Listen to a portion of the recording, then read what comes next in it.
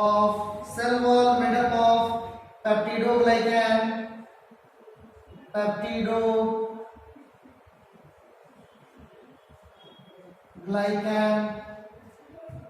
पेप्टिडोग्लाइकैन या इसी का दूसरा नाम क्या है तो अपन बोलेंगे म्यूरिन, या तीसरा नाम क्या बोलेंगे तो बोलेंगे म्यूकोपेप्टाइड। तीसरा नाम क्या लिखेंगे तो अपन बोलेंगे म्यूकोपेप्टाइड।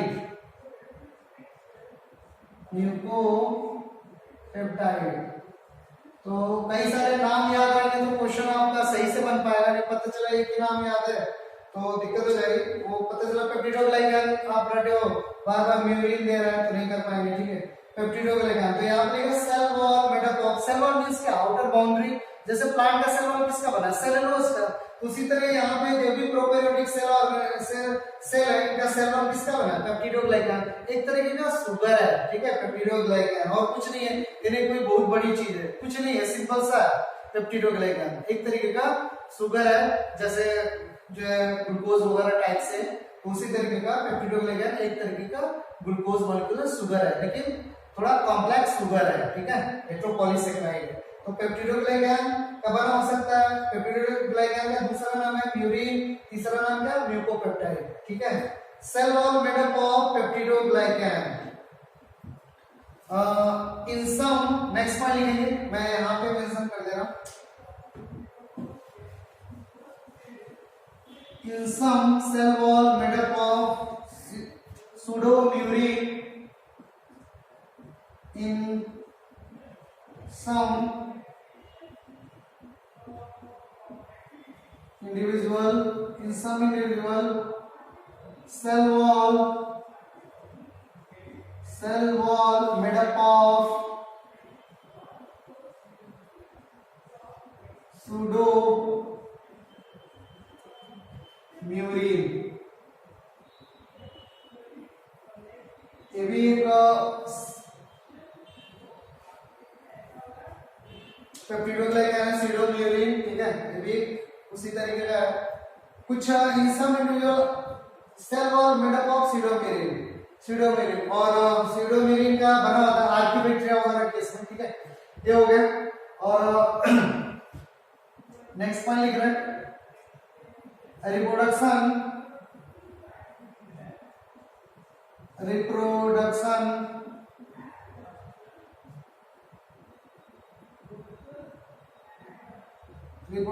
occur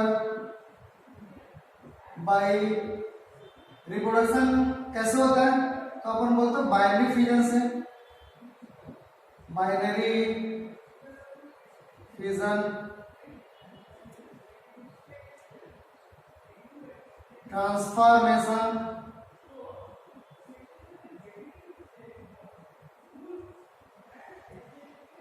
conjugation. इन लोगों को आपको नहीं देखना है, ठीक है, केवल आप नाम याद रखेंगे। Reproduction occur by binary fission, transformation, conjugation, ठीक है। तो इस तरीके से रिप्रोडक्शन होगा इन लोगों में। जो भी प्रोकैरियोटिक ऑर्गेनिज्म है, कुछ प्रोकैरियोटिक ऑर्गेनिज्म में रिप्रोडक्शन रिपोर्ट नहीं है, ठीक है। तो ये हो गया प्रोकैरियोटिक ऑर्गेनिज्म का कुछ जो है कैरेक्टर हो गया कि किस तरीके का है, ठीक है। और ठीक है, प्रोकैरियोटिक का एक मैं डायग्राम भी बना दे रहा हूँ, बैक्टीरिया को लेके मैं उसको कर दे रहा हूँ, यहाँ से डाल रहा हूँ।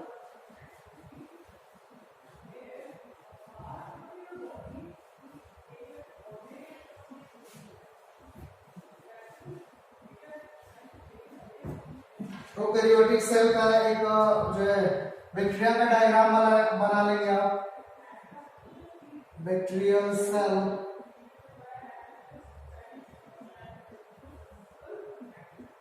तो बैक्टीरियल सेल का इस तरीके का डायग्राम है, ठीक है।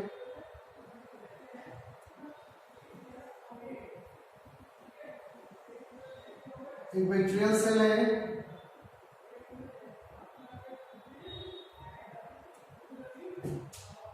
और सबसे बाहर का लेयर है तो अपन बोलेंगे सेल वॉल बोलेंगे, और अंदर का इस तरीके का लेयर होता है। अंदर का लेयर जो है इस तरीके का फोल्डेड रहता है। This folding is called mesosome. इस फोल्डिंग को अपन क्या बोल रहे हो?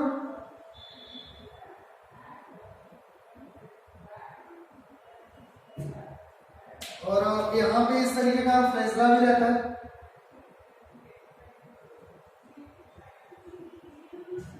दिस वन इज फ्लैजलम या फ्लैजलम मूवमेंट के लिए, ठीक है। और उसके बाद इसको अपन क्या बोल रहे हैं? Cell wall. सेल वॉल किसका बना था? Cell wall made up of peptidoglycan, ठीक है। तो सेल वॉल यहाँ पेप्टिडोग्लाइकन बना होगा। नेक्स्ट वन इज अंदर का लेयर क्या है? तो अपन बोलते हैं प्लाज्मा मेम्ब्रेन। प्लाज्मा मेम्ब्रेन, ठीक है। उसके बाद इस प्लाज्मा मेम्ब्रेन यहाँ पे फोल्ड हो जाता है, ठीक है। और this folding is called mesosome. सबसे इंपॉर्टेंट है, क्वेश्चन में बार बार बना है मेसोसोम। मेसोसोम किसकी तरीके से फंक्शन करता है? Mesosome is analogous to mitochondria. It is analogous means same to same. It is analogous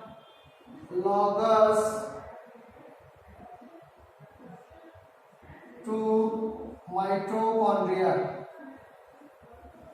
means mitochondria जो काम करता है उसी तरीके का सेम टू सेम वर्क जो है मेसोसोम परफॉर्म करता है। माइटोकॉन्ड्रिया क्या करता है? चीजों को तोड़ता है, ऑक्सीडेशन रिडक्शन रिएक्शन करते हैं, चीजों को ब्रेक डाउन करते हैं, क्रेब साइकिल वगैरह चलता है, ठीक है।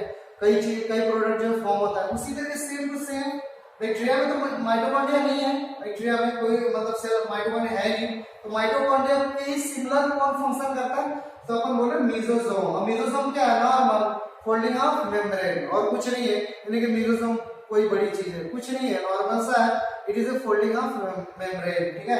तो मेसोसोम ये हो गया और माइटोकॉन्ड्रिया की तरह काम कर रहा है। और यहाँ पे न्यूक्लियस वगैरह तो है नहीं, तो क्या रहता है? सर्कुलर डबल स्ट्रैंडेड डीएनए मिलता है, ठीक है। तो यहाँ पे इस तरीके का स्ट्रक्चर मिलेगा, circular double stranded DNA.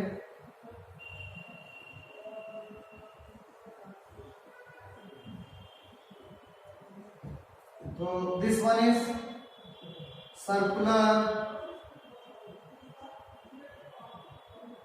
Double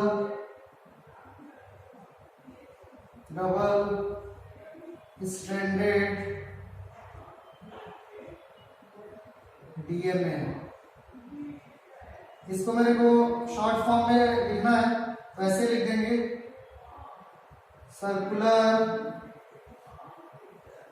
DS DNA, ठीक है। तो इसको मैं शॉर्ट फॉर्म में भी लिख सकता हूँ, सर्कुलर डीएस डीएनए, ठीक है। हर जगह इसी तरीके से लिखा रहेगा, मैं तो आप समझ लो। और कौन सा कंडीशन है? तो ये तो न्यूक्लियस वगैरह तो नहीं है, ठीक है। बाकी राइबोसोम वगैरह है। राइबोसोम कौन से राइबोसोम है? तो अपन बोलो 70S राइबोसोम। तो यहाँ पर मैं लिख दे रहा हूँ 70S राइबोसोम, ठीक है। ये हो गया। और बाकी कुछ वैक्यूल वगैरह रहते हैं, गैस वैक्यूल वगैरह, जो इसको बायोसी मेंटेन करने या फ्लोटिंग में हेल्प करते हैं, तो इसको अपन बोलते हो वैक्यूल। गैस वैक्यूल में लिख रहा हूँ, गैस वैक्यूल।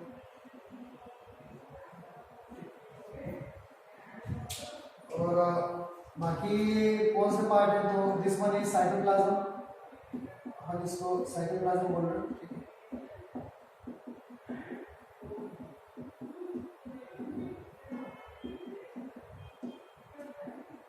कंडीशन है।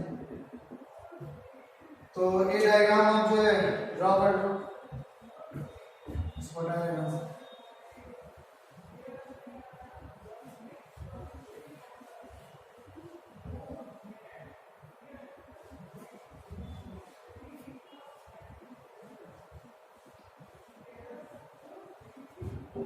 प्रोकैरियोटिक सेल का। अगर अपन जो है सेल वॉल के बारे में बोल रहे हो, सेल वॉल तो किसका बना होता है? तो अपन बोलो मेड अप ऑफ पेप्टिडोग्लाइकैन,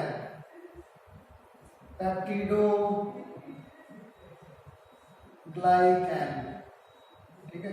पेप्टिडोग्लाइकैन के दो कंपोनेंट होते हैं, एक को बोलते हैं NAM और दूसरे को बोलते हैं NAM। ये भी क्वेश्चन में पूछा, पेप्टिडोग्लाइकैन हैज टू कंपोनेंट,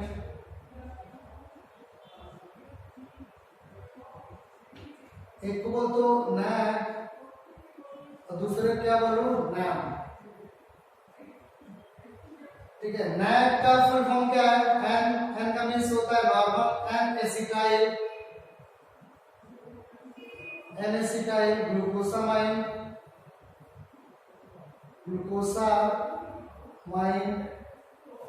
इसका फुल फॉर्म क्या बोलो? N एसिटाइल म्यूरिक एसिड,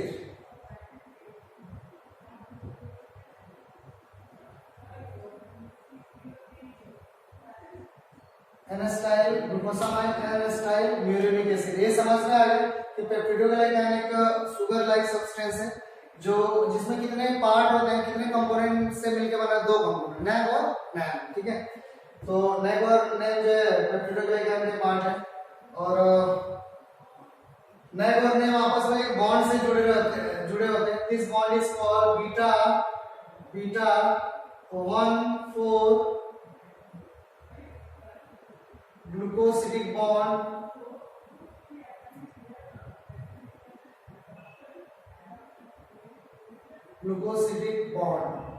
किस बॉन्ड से जुड़े रहते हैं?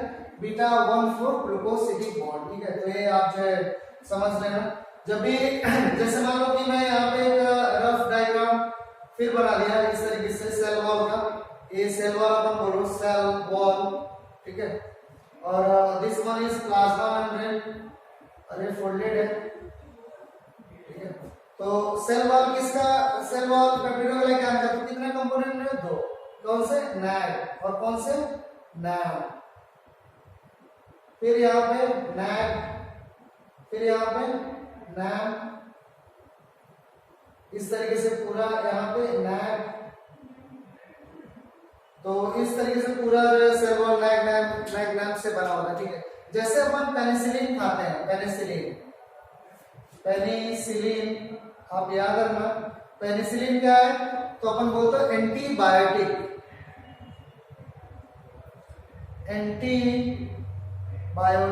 एंटीबायोटिक का मीन्स क्या होता है कि ऐसा कोई केमिकल जो एक ऑर्गेनिज्म से निकल रहा है दूसरे को मार रहा है। जैसे पेनिसिलिन अपन बोल दिए तो फंजाई से निकलता है और वो दूसरे ऑर्गेनिज्म को, बैक्टीरिया को मार रहा है, ठीक है।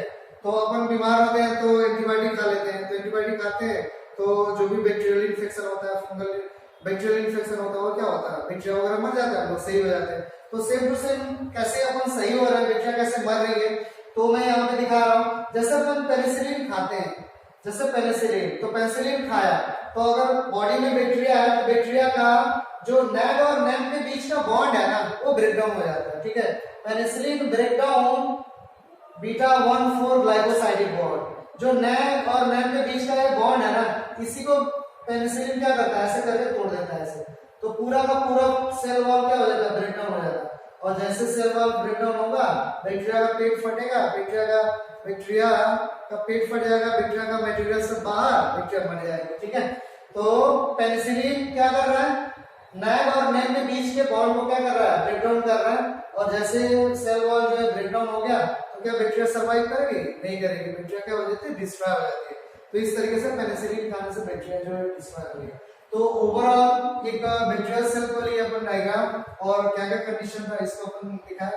और पेनिसिलिन एंटीबायोटिक जो भी अपन खाते हैं कैसे बैक्टीरिया मर जाती है, तो ये जो है यहाँ से क्वेश्चन कई बार बना कि पेनिसिलिन किस पे एक्शन लेता है? सेल वॉल को मारता है, प्लाज्मा मेम्ब्रेन को मारता है, डीएनए को मारता है, राइबोसोम को मारता है। तो क्या आंसर देंगे? पेनिसिलिन एक्ट ऑन या ब्रेक डाउन या डिस्ट्रॉय, तो अपन क्या बोलेंगे? Cell wall. ना तो प्लाज्मा मेम्ब्रेन को कुछ करेगा, ना तो डीएनए वगैरह को कुछ करेगा, ठीक है। तो किसको तोड़ता है? तो अपन बोलते हो सेल वॉल पे एक्ट करता है, ठीक है। तो ये हो गया आपका। इसको आप जो है उसको बना लेंगे, ठीक है। इसको मैं हटा दूंगा यहाँ से।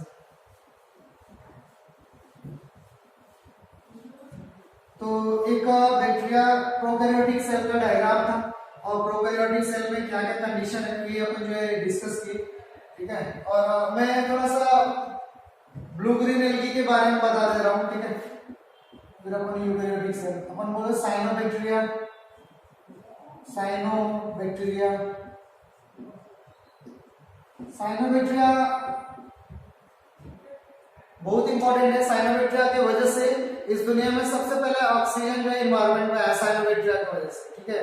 तो they evolve oxygen first of all on earth, ठीक है। सबसे पहले अगर ऑक्सीजन की बात कर रहे हैं कि ऑक्सीजन इस दुनिया में या इस एनवायरनमेंट में कौन इवॉल्व किया, तो अपन बोलेंगे साइनोबैक्टीरिया। साइनोबैक्टीरिया फोटोसिंथेसिस किया, सनलाइट को लिया और फोटोसिंथेसिस करके ऑक्सीजन जो रिलीज किया और वही ऑक्सीजन फिर जो है दूसरे जो भी एरोबिक ऑर्गेनिज्म है वो लेते हैं और सर्वाइव करते हैं, ठीक है। तो साइनोबैक्टीरिया का बहुत ज्यादा कंट्रीब्यूशन है ऑक्सीजन को रिलीज करने में एनवायरनमेंट में, क्योंकि साइनोबैक्टीरिया से पहले एनवायरनमेंट कैसा था, तो एनारोबिक था। साइनोबैक्टीरिया जैसे नॉलेज में है तो पता चला कि हाँ इन्हीं की वजह से एनवायरनमेंट क्या हो गया, एरोबिक हो गया, ठीक है, ऑक्सीजन आ गया। तो cyanobacteria they evolve oxygen on earth. Cyanobacteria में लिखना अपन बैक्टीरियल सेल हो गया साइनोबैक्टीरिया में, they evolve oxygen on earth. Cyanobacteria oxygen को सबसे पहले अर्थ पे ऑक्सीजन साइनोबैक्टीरिया की वजह से वो आया, ठीक है। नेक्स्ट पॉइंट लिखेंगे these are filamentous organism। filamentous organism मींस इस तरीके का ऑर्गेनिज्म है filament like, these are filamentous organism।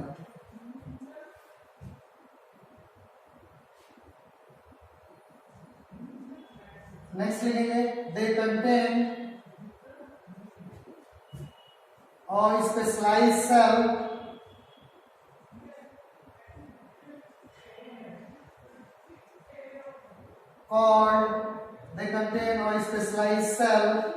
called heterocyst। Heterocyst specialised cell है जिसको हेटेरोसिस्ट बोल रहे हो, ठीक है। हेटेरोसिस्ट इसमें हेल्प करता है, heterocyst help in nitrogen fixation, ठीक है। आपके सिलेबस में नाइट्रोजन फिक्सेशन जब अपन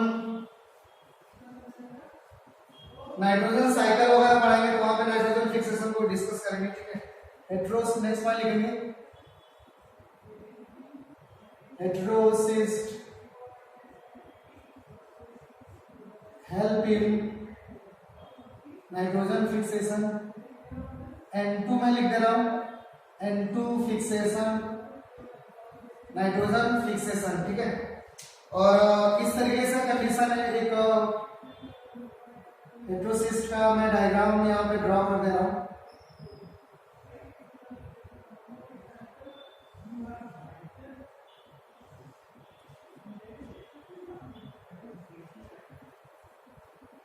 और ये फिलामेंटस एक साइनोबैक्टीरिया है और ये हेटेरोसिस्ट है। हेटेरोसिस्ट थिक लेयर का बना होता है और स्पेशलाइज्ड सेल है जो नाइट्रोजन फिक्सेशन कर रहा है, नाइट्रोजन को फिक्स करके प्लांट को दे रहा है।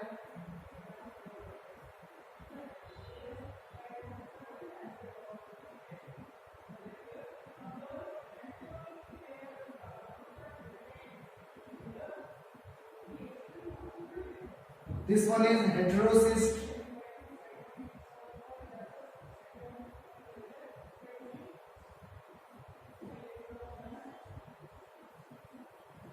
ठीक है।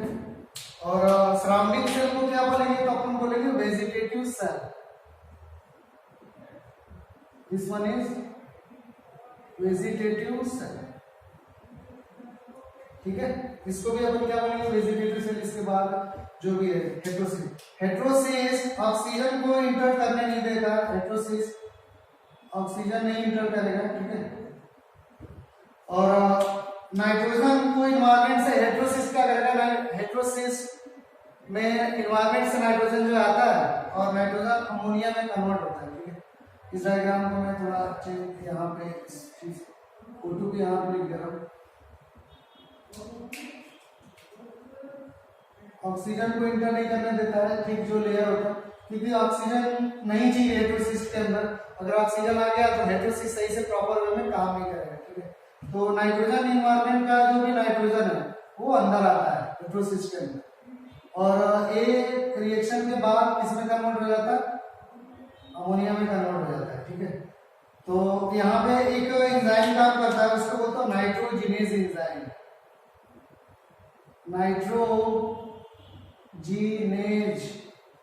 Nitrogenase enzyme. और NH3 अमोनिया वगैरह, अमोनिया का जो भी नाइट्रोजन है एक कौन ले लेता है? तो ये बाहर जो है टेकन बाय प्लांट ले लेता है इसको, जैसे हेटेरोसिस से अमोनिया बाहर निकल आता है उसको प्लांट ले लेता है, और plant taken by plant and increase, मैं एरो से इंक्रीज को दिखा रहा हूँ, आप पूरा लिखना, increase their growth and metabolism.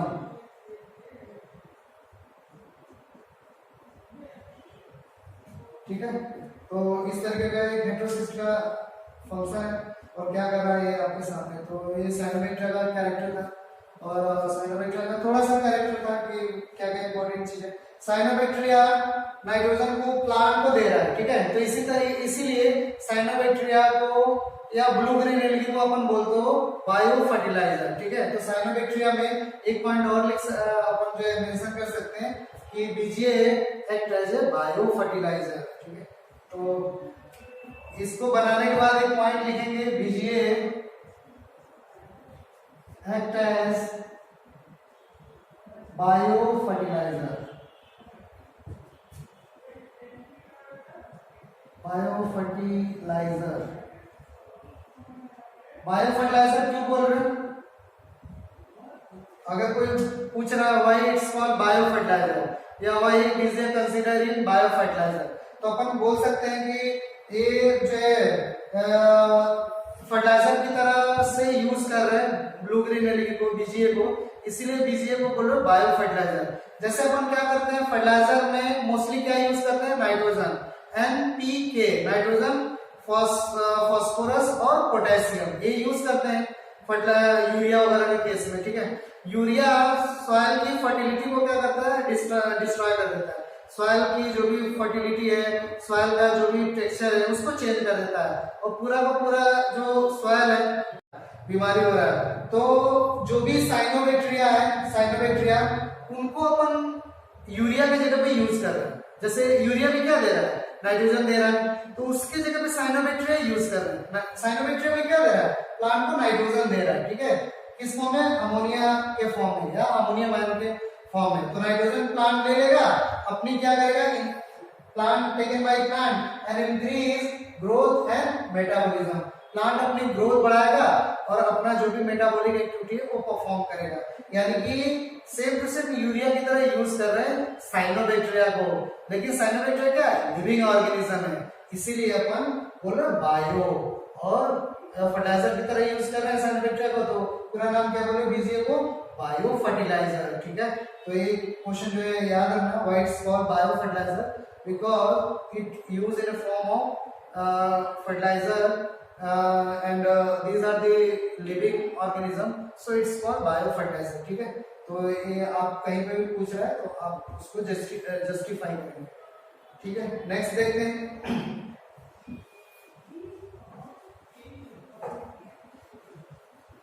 ये तो हो गया अपना प्रोकैरियोट के केस में। अपन देखें क्या क्या प्रोकैरियोट के केस है, और कुछ और कंडीशन है प्रोकैरियोट के केस में।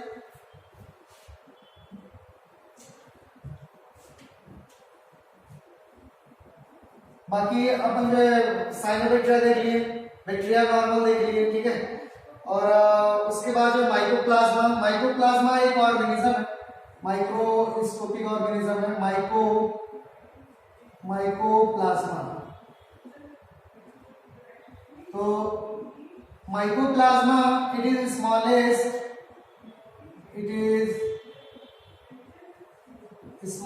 दुनिया का सबसे छोटा ऑर्गेनिज्म है, स्मॉलेस्ट प्रोकैरियोटिक ऑर्गेनिज्म, या it is smallest organism.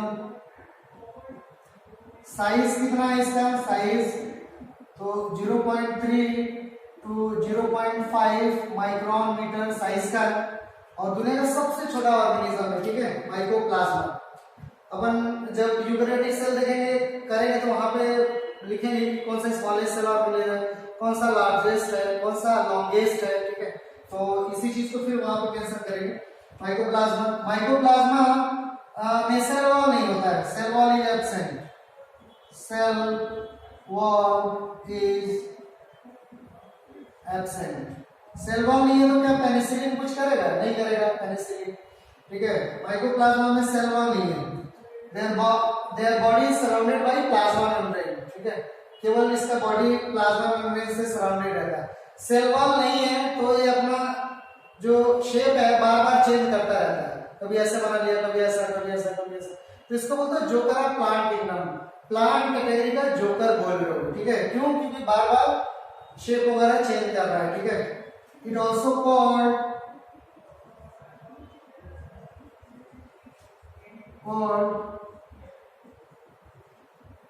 Joker of plant kingdom.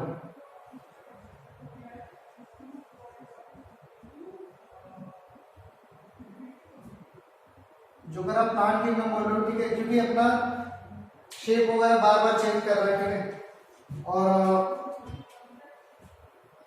Next point क्या हो सकता है, their body surrounded by, their body surrounded by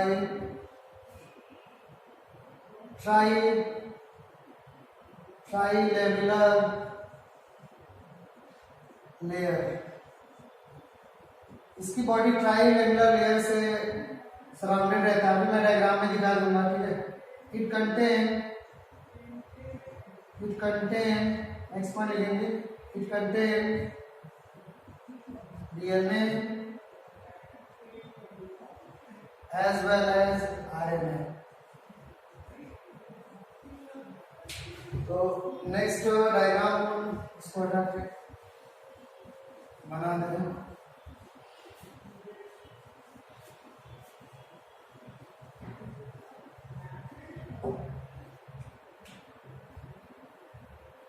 एक और पॉइंट लिख लें,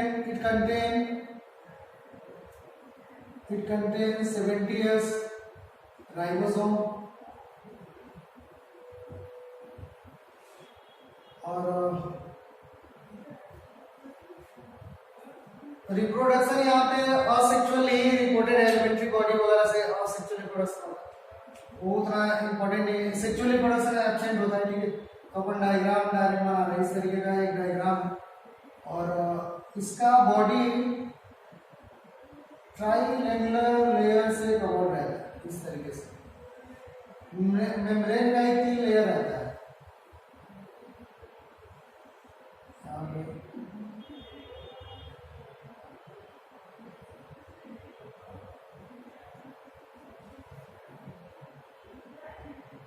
और इसमें कोलेस्ट्रॉल के पार्टिकल भी रहते हैं इसके मेम्ब्रेन में, तो एनिमल कैरेक्टर शो कर रहा है।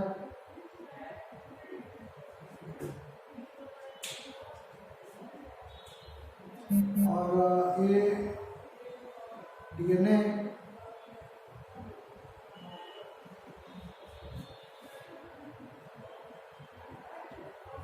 जो जेनेटिक मटेरियल है, और इस तरीके का आरएनए का कंडीशन है, आरएनए। और इसमें और क्या अपन मेंशन कर सकते हैं, ये राइबोसोम 70s,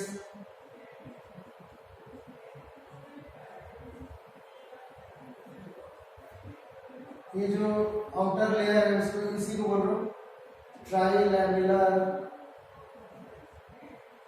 ट्राइलैमेलर लेयर, ठीक है, ये हो गया आपका। और फिर छोटे छोटे पार्टिकल भी यहाँ पे प्रेजेंट रहते हैं, एलिमेंट्री बॉडी बोल रहे हैं।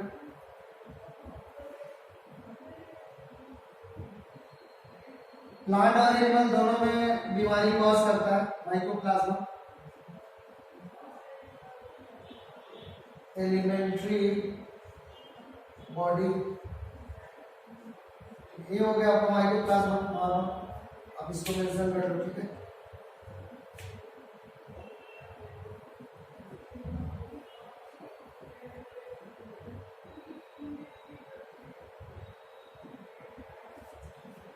ये ओवरऑल हो गया प्रोकैरियोटिक सेल।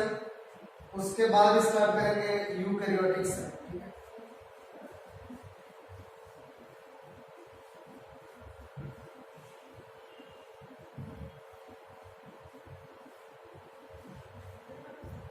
हेडिंग डालेंगे, नेक्स्ट वन है यूकैरियोटिक सेल।